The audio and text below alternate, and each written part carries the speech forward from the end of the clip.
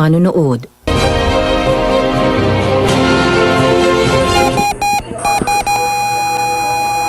Oras natin, 5:31 na po ng umaga.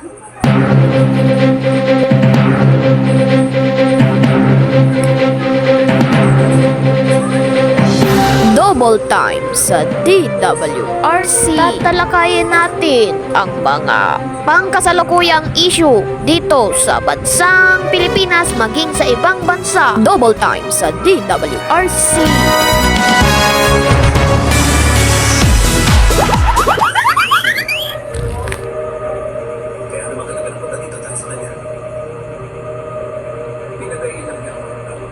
Ayan.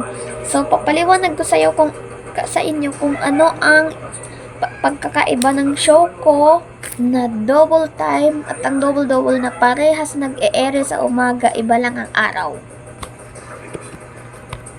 Ang double-double kasi,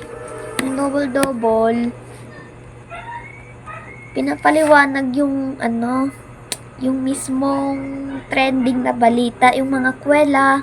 Sorry maaga pa kasi. At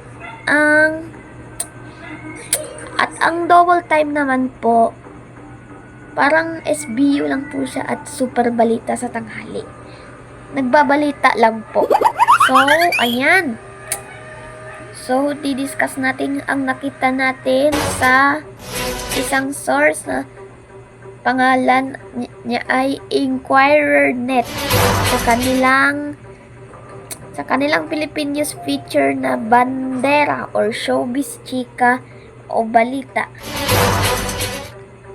Setyembre, ikadalawang araw ng Setyembre, actually kahapon, Martes. Ito nakakatawa tong trending na nakita ko sa source.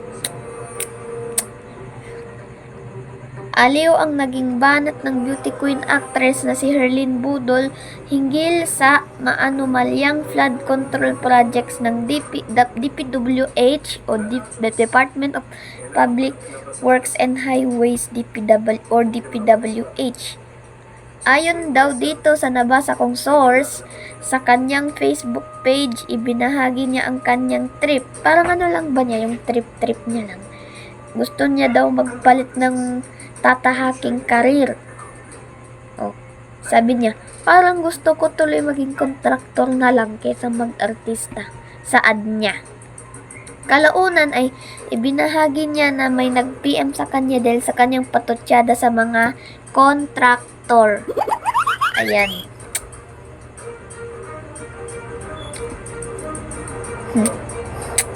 Ayan, gusto nyo pa ng trending news?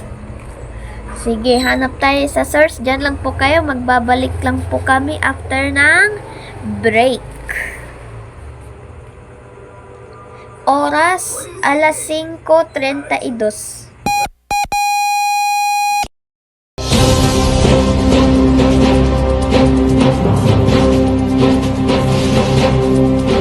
Salubungin ang umaga ng may ngiti at saya. Magkakalayo man tayo, hindi ka pa rin nag-iisa. Ituloy natin ang good vibes at paandaran kahit nasa loob ng tahanan. Mars